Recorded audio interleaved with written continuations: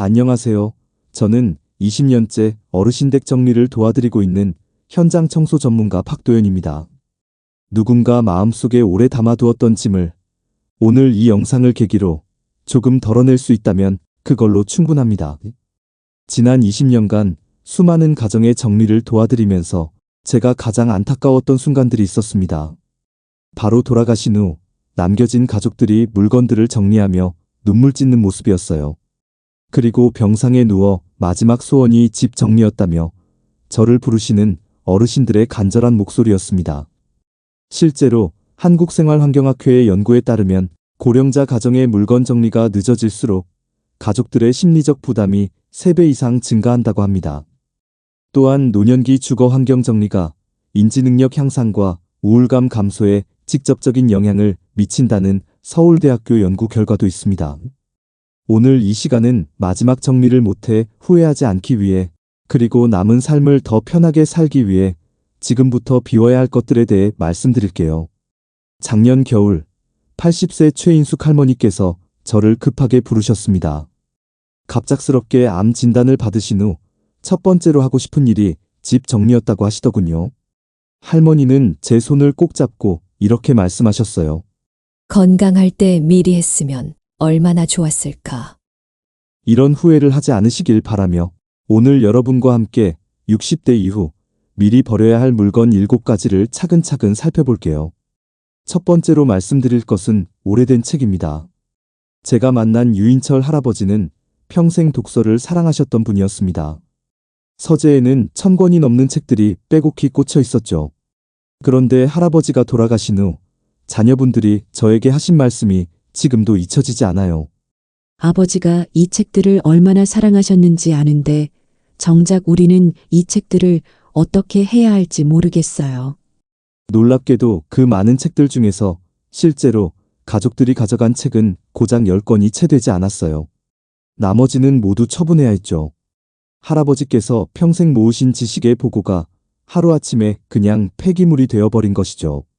더 충격적인 것은 책들이 쌓여있던 서재 한쪽 벽면에 곰팡이가 피어 있었다는 점입니다.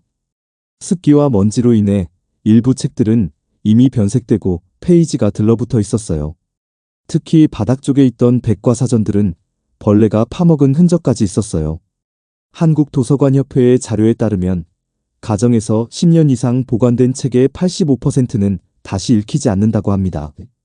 그리고 노년기에는 시력 저하로 인해 독서량이 평균 70% 감소한다는 연구 결과도 있습니다. 책은 단순한 물건이 아니에요. 추억과 지식이 담긴 소중한 보물이죠. 하지만 바로 그래서 더 어려운 것이 책 정리입니다. 60대 이후에는 이미 읽은 책 중에서 정말 소중한 것들만 남기고 나머지는 과감히 정리하셔야 해요. 다시 읽을 가능성이 낮은 소설책, 이미 내용이 오래된 전문서적, 건강상 더 이상 읽기 어려운 작은 글씨 책들은 이제 보내야 합니다. 도서관에 기증하시거나 젊은 세대에게 나누어 주시면 그 책들이 새로운 생명을 얻게 되죠.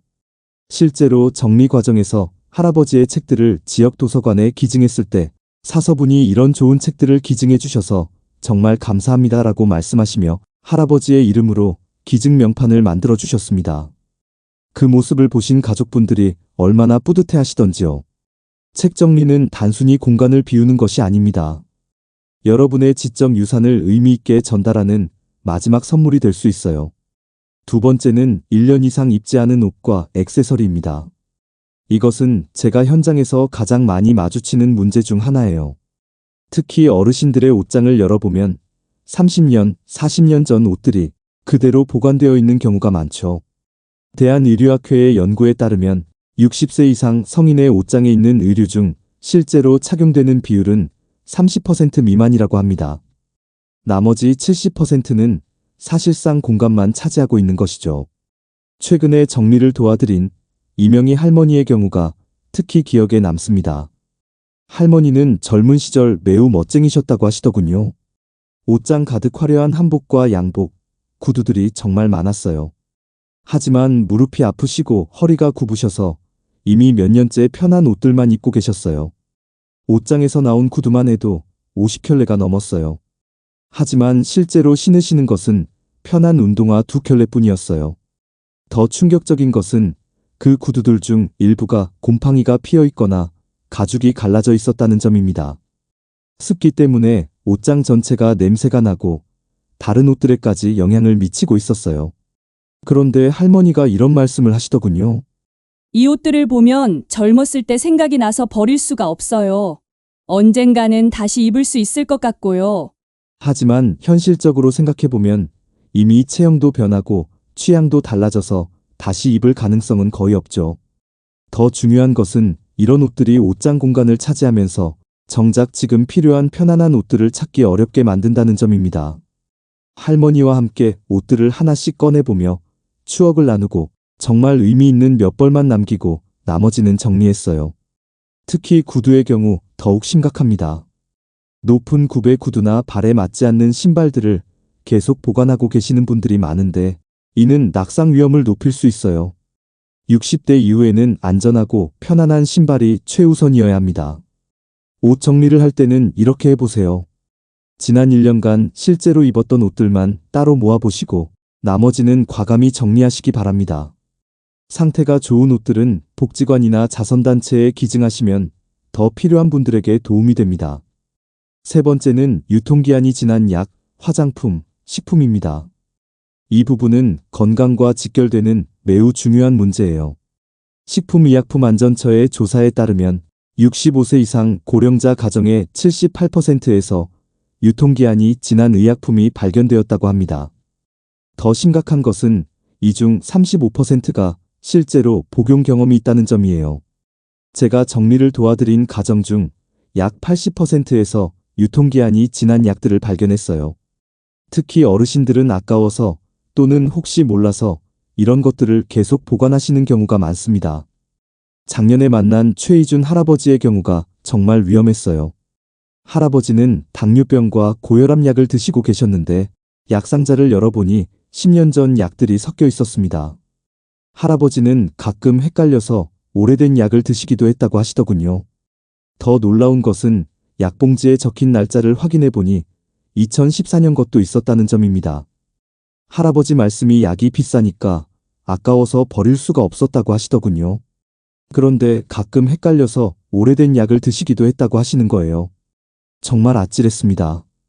약학정보원의 연구에 따르면 유통기한이 지난 약물을 복용할 경우 약효가 최대 90%까지 감소할 수 있으며 일부 약물은 독성 물질로 변화할 수 있다고 합니다. 특히 심장약, 혈압약 같은 경우는 생명과 직결되기 때문에 더욱 위험합니다. 유통기한이 지난 약을 복용하면 효과가 떨어질 뿐만 아니라 오히려 독성을 일으킬 수 있어요. 화장품도 마찬가지입니다.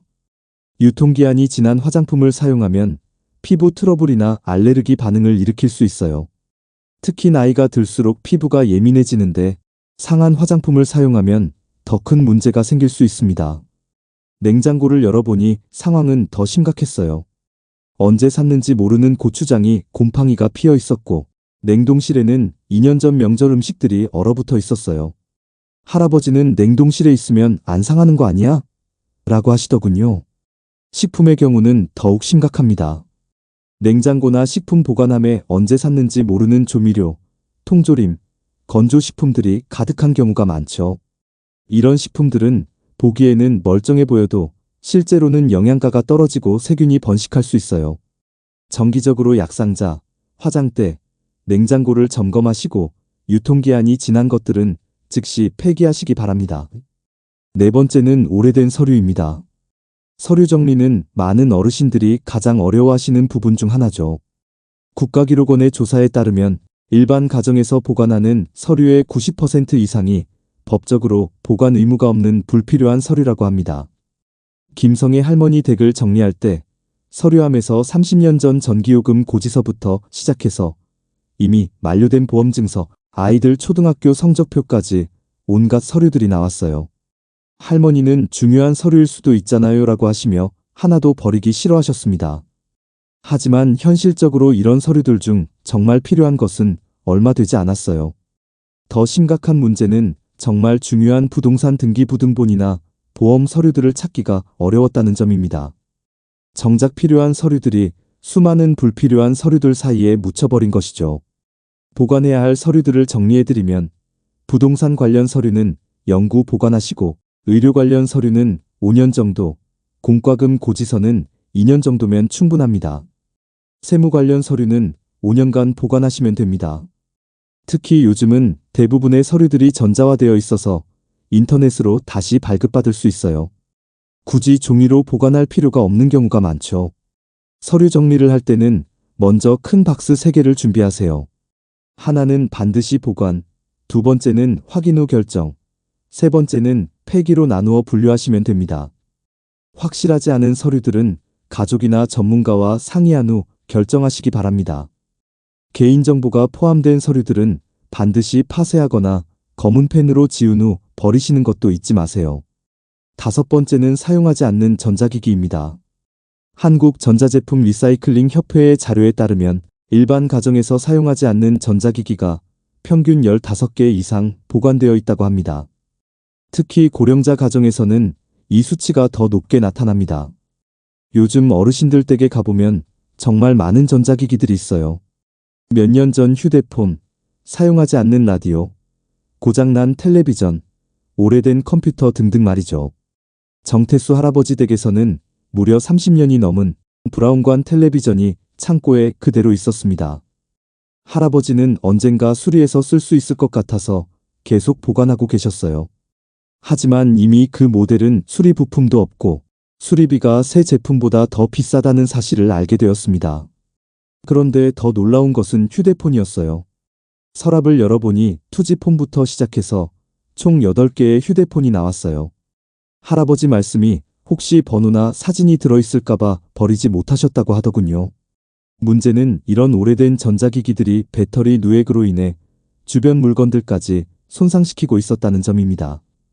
실제로 서랍 바닥이 부식되어 있었어요. 전자기기는 시간이 지나면 기술적으로 뒤처지게 되고 오히려 안전상 위험할 수도 있어요. 특히 오래된 전기 제품들은 화재 위험이 있을 수 있습니다. 또한 사용하지 않는 휴대폰들도 많이 보관하고 계시는데 이런 것들은 개인정보 보호 차원에서도 문제가 될 수 있어요. 사용하지 않는 휴대폰은 개인정보를 완전히 삭제한 후 전문업체에서 폐기하시기 바랍니다. 요즘은 전자제품 재활용 시스템이 잘 되어 있어서 지자체에서 무료로 수거해가는 경우가 많습니다. 또한 상태가 좋은 전자기기는 중고 판매를 통해 다른 분들에게 유용하게 활용될 수도 있어요. 6번째는 쓰지 않는 취미용품들입니다. 어르신들은 젊었을 때 다양한 취미 활동을 하셨던 분들이 많습니다. 등산, 낚시, 바둑, 화투, 뜨개질, 그림 그리기 등등 정말 많은 취미용품들이 집 안 곳곳에 보관되어 있었어요. 장호석 할아버지는 젊은 시절 등산을 정말 좋아하셨다고 합니다. 등산복, 등산화, 배낭, 등산 스틱 등 등산용품들이 방 한 칸을 가득 채우고 있었어요. 하지만 무릎이 아프셔서 이미 몇 년째 등산을 하지 못하고 계셨죠. 등산복만 해도 20벌이 넘었고 등산화, 배낭, 등산 스틱까지 정말 전문가 수준이었어요. 하지만 할아버지는 5년 전 무릎 수술을 받으신 후 등산을 완전히 포기하셨습니다. 그런데 가장 안타까웠던 것은 정말 비싼 등산 장비들이 습기로 인해 곰팡이가 피거나 고무 부분이 녹아 있었다는 점입니다. 할아버지께서 평생 모으신 취미용품들이 방치되면서 쓸모없게 되어버린 것이죠. 할아버지는 언젠가 다시 등산을 할 수 있을 것 같아서 계속 보관하고 계셨지만 현실적으로 생각해보면 다시 등산을 하기는 어려운 상황이었어요. 오히려 이런 물건들이 공간을 차지하면서 현재 필요한 것들을 찾기 어렵게 만들고 있었죠. 취미용품 정리는 감정적으로 가장 어려운 부분일 수 있어요. 그 물건들을 보면 젊었을 때의 활기찬 모습이 떠오르거든요. 하지만 지금 여러분에게 필요한 것은 과거의 추억이 아니라 현재의 편안함입니다. 사용하지 않는 취미용품들은 같은 취미를 가진 젊은 분들에게 나누어 주시거나 관련 동호회에 기증하시면 좋아요. 그러면 여러분의 취미용품들이 다른 분들에게 새로운 즐거움을 가져다 줄 수 있어요. 정말 의미 있는 몇 가지만 추억으로 남기시고 나머지는 과감히 정리하시기 바랍니다. 공간이 넓어지면 지금 할 수 있는 새로운 취미 활동을 위한 여유가 생길 것입니다. 7번째, 마지막은 손상된 물건들입니다. 어르신들 댁에 가면 고장난 시계, 깨진 그릇, 찢어진 쿠션, 녹슨 주방용품 등 손상된 물건들을 많이 보관하고 계시는 것을 봅니다. 고치면 쓸 수 있을 텐데 또는 아까워서 버릴 수 없어요라고 하시면서 말이죠. 송은숙 할머니 댁에서는 손잡이가 부러진 찻잔을 20년째 보관하고 계셨어요. 할머니는 돌아가신 남편이 선물해 준 것이라서 버릴 수 없다고 하시더군요. 하지만 그 찻잔은 더 이상 사용할 수 없을 정도로 손상되어 있었고 오히려 다칠 위험이 있었습니다. 그런데 그 찻잔 옆에는 깨진 접시 조각들이 신문지에 쌓여 있었죠. 언젠가 접착제로 붙여서 쓸 수 있을 것 같아서 20년째 보관하고 계셨다고 하시더군요. 하지만 그 접시 조각들은 이미 변색되고 부서져서 복원이 불가능한 상태였습니다. 더 위험한 것은 날이 빠진 가위나 손잡이가 부러진 주방용품들이었어요. 할머니가 실수로 이런 것들을 사용하다가 다치실 수 있는 상황이었어요. 손상된 물건들을 계속 보관하는 것은 여러 가지 문제를 일으킬 수 있습니다. 우선 안전상 위험할 수 있고 위생적으로도 좋지 않아요. 또한 이런 물건들이 공간을 차지하면서 정말 필요한 것들을 찾기 어렵게 만듭니다. 특히 어르신들은 시력이 좋지 않아서 손상된 물건을 실수로 사용하다가 다칠 수 있어요. 깨진 그릇이나 날카로운 부분이 있는 물건들은 특히 위험합니다. 수리가 가능하고 경제적인 물건들은 수리해서 사용하시고 그렇지 않은 것들은 과감히 정리하시기 바랍니다. 추억이 담긴 물건이라면 사진으로 남겨두시는 것도 좋은 방법이에요. 지금까지 60대 이후 미리 버려야 할 물건 7가지에 대해 말씀드렸습니다. 오래된 책, 1년 이상 입지 않은 옷과 액세서리, 유통기한이 지난 약과 화장품과 식품, 오래된 서류, 사용하지 않는 전자기기, 쓰지 않는 취미용품, 손상된 물건들. 이런 정리를 하시기 전에 가족들과 충분히 상의하시기 바랍니다. 혼자서는 판단하기 어려운 부분들이 있을 수 있거든요. 또한 의미 있는 물건들은 가족들에게 미리 나누어 주시는 것도 좋아요. 정리는 단순히 물건을 버리는 것이 아닙니다. 여러분의 삶을 더 편안하고 안전하게 만드는 과정이에요. 그리고 사랑하는 가족들에게 부담을 주지 않는 마지막 선물이기도 합니다. 제가 20년간 현장에서 만난 어르신들을 통해 배운 것이 있어요. 미리 정리를 하신 분들은 마지막까지 품위 있고 편안한 삶을 사셨다는 것입니다. 그리고 남겨진 가족들은 슬픔 속에서도 아버지가 미리 정리해 두셔서 정말 감사하다라고 말씀하시더군요. 실제로 작년에 만난 78세 이현숙 할머니의 경우 건강할 때 미리 정리를 시작하셨어요. 할머니는 내가 죽고 나서 아이들이 고생하는 것보다 내가 건강할 때 미리 해두는 게 낫겠다고 하시며 차근차근 정리를 진행하셨습니다. 그 결과 할머니는 정말 필요한 것들만 남겨두고 깔끔하게 정리된 집에서 편안한 노후를 보내셨어요. 그리고 1년 후 갑작스럽게 돌아가셨을 때도 가족들이 할머니가 미리 정리해 두셔서 정말 감사했다고 말씀하시더군요. 반면에 정리를 미루다가 응급실에 실려가신 후 가족들이 급하게 저를 부르시는 경우도 많았습니다. 그럴 때마다 가족들은 왜 미리 이야기하지 않았을까 하며 후회하시더군요. 여러분도 후회하지 않기 위해 그리고 남은 삶을 더 편하게 살기 위해 지금부터 시작해 보시기 바랍니다. 한 번에 모든 것을 정리하려고 하지 마시고 하루에 조금씩 천천히 해나가시면 됩니다. 가장 중요한 것은 마음의 준비입니다. 물건에 대한 애착을 조금씩 내려놓으시고 지금 이 순간 여러분에게 정말 필요한 것이 무엇인지 생각해 보시기 바랍니다. 혼자서 하기 어려우시면 전문가의 도움을 받으시는 것도 좋아요. 요즘은 정리 전문가들이 많이 있고 어르신들의 상황을 이해하고 도와드리는 서비스들도 있습니다. 정리를 시작하기 전에 몇 가지 실용적인 팁을 드릴게요. 첫째, 가족들과 함께 정리 계획을 세우세요. 혼자 결정하기 어려운 부분들이 있을 수 있습니다. 둘째, 의미 있는 물건들은 미리 가족들에게 나누어 주시는 것이 좋습니다. 셋째, 정리할 때는 1년 법칙을 적용해 보세요. 1년 이상 사용하지 않은 물건들은 앞으로도 사용할 가능성이 낮습니다. 넷째, 정리한 물건들의 처리 방법을 미리 알아두세요. 기증할 수 있는 곳, 재활용 방법, 폐기 방법 등을 미리 조사해 두시면 정리 과정이 훨씬 수월해집니다. 5째, 정리 과정을 기록으로 남겨두세요. 어떤 물건을 어디에 기증했는지, 어떤 추억이 담긴 물건인지 간단히 메모해 두시면 나중에 가족들에게도 도움이 됩니다. 정리를 마치고 나면 정말 놀라운 변화를 경험하실 것입니다. 집이 넓어지고 청소가 쉬워지고 필요한 것들을 쉽게 찾을 수 있게 되죠. 그리고 무엇보다 마음이 가벼워지실 것입니다. 실제로 정리를 완료하신 박종수 할아버지는 이런 말씀을 하셨어요. 정리를 하면서 옛날 추억들을 되돌아볼 수 있고 자식들에게 물려줄 것들도 미리 정해둘 수 있어서 마음이 놓인다고 하시더군요. 마지막으로 제가 현장에서 만난 최영신 할머니의 말씀을 전해드리고 싶습니다. 정리를 마친 후 할머니는 이렇게 말씀하셨습니다. 이제야 진짜 내 집 같아. 필요한 것들만 남겨두니 마음도 편하고 청소도 쉬워졌어. 왜 진작 하지 않았을까? 그리고 할머니는 덧붙이시더군요. 정리를 하면서 깨달은 게 있어. 물건이 많다고 해서 행복한 게 아니라는 것. 정말 필요한 것들만 있으니까 오히려 더 풍요로운 느낌이야. 아이들에게도 부담을 주지 않을 수 있어서 마음이 편해. 여러분도 이런 기분을 느끼실 수 있을 것입니다. 마지막 정리를 못해서 후회하지 마시고 지금부터 시작해보세요. 여러분의 미래와 가족들을 위한 가장 큰 선물이 될 것입니다. 기억하세요. 정리는 버리는 것이 아니라 선택하는 것입니다. 정말 소중한 것들을 제대로 간직하고 불필요한 것들은 과감히 보내는 것이죠.